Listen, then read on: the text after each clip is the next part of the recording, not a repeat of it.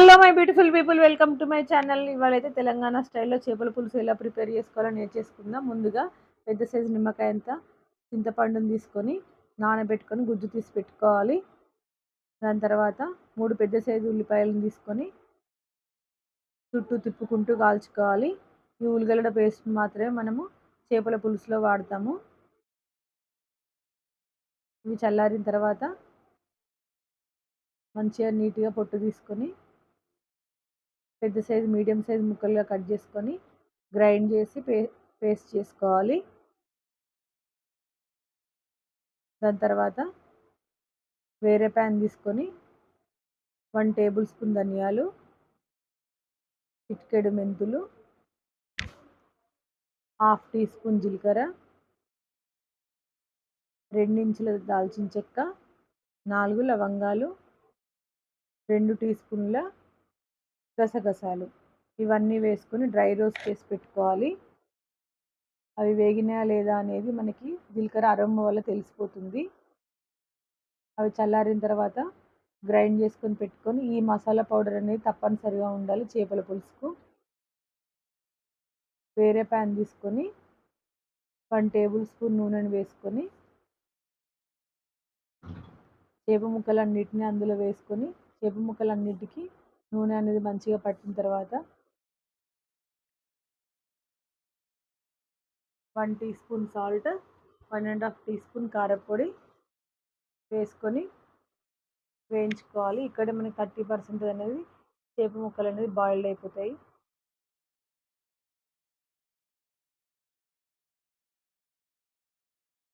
పక్కన పెట్టేసుకొని వెడల్పాటి పాత్ర తీసుకోవాలి. దీంట్లో 2 టేబుల్ స్పూన్ నూనెను వేసుకొని పెద్ద సైజు ఉల్లిపాయలను సన్నగా కట్ చేసి పెట్టుకొని కొద్దిగా బ్రౌన్ షేడ్కి వచ్చిన తర్వాత 6 పచ్చిమిర్చి చీలికలు, 2 కరివేపాకు రెమ్మలు వేసుకొని వేయించుకోవాలి.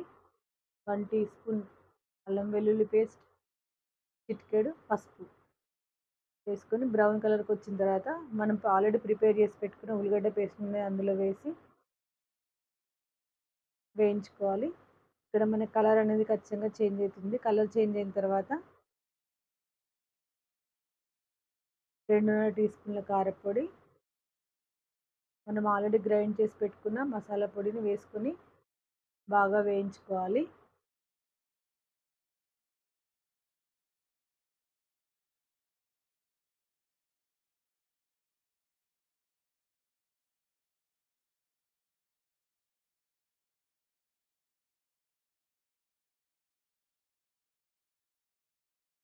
ఇది వేగిందా లేదా అనేది మనకి నూనె అనేది పైకి తేలుతుంది. దానివల్ల అర్థమైపోతుంది. ఒకవేళ మీకు ఆయిల్ అనేది తక్కువ అనిపిస్తే మీరు ఆయిల్ కూడా మళ్ళీ యాడ్ చేసుకోవచ్చు. దాని తర్వాత చింతపండు గుజ్జును కూడా వేసుకొని చింతపండు గుజ్జులో నీళ్ళు ఇప్పుడే యాడ్ చేయొద్దు. అది కొద్దిగా బాయిల్డ్ అవుతున్నప్పుడు మనం సాల్ట్ వేసుకొని 1.5 లీటర్ అనేది వాటర్ అనేది యాడ్ చేసుకోవాలి.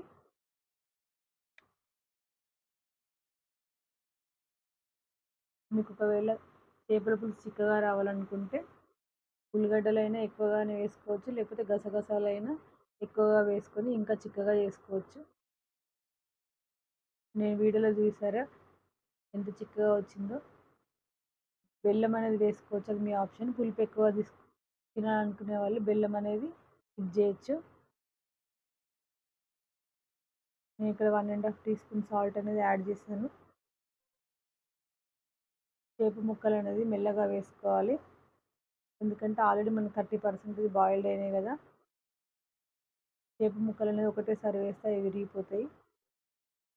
అవి కలిపేటప్పుడు కూడా చాలా నెమ్మదిగా కలుపుతూ ఉండాలి.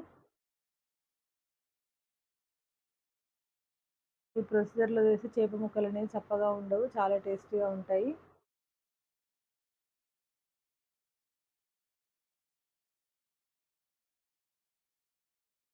ఒకవేళ మళ్ళీ మీరు ఎప్పుడైనా చేప ముక్కలను కలపాలనుకుంటే మనం ప్యాన్ని హోల్డ్ చేసుకొని అటు ఇటు తిప్పుకుంటూ కలుపుకోవాలి. అట్లా కూడా చేప ముక్కలు అనేది కలుపుకోవచ్చు.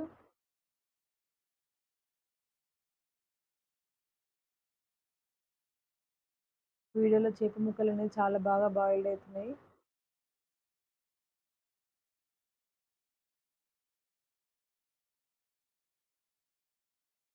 ఈ ప్రొసీజర్ని ఫాలో అయితే బిగినర్స్ కూడా చేపల పులుసు అనేది చాలా బాగా చేయొచ్చు. ఎట్లాంటి చేప ముక్కలకైనా కూడా ఇదే ప్రొసీజర్.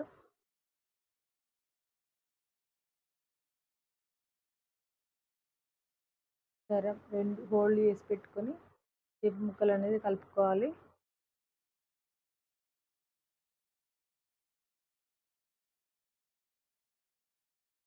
మనకి గ్రేవీ అనేది ఎంతో చిక్కగా వస్తుంది.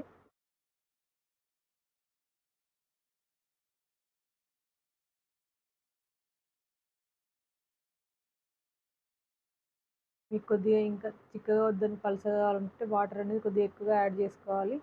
కొత్తిమీర వేసుకొని దింపేసుకుంటే సరిపోతుంది. Bye guys.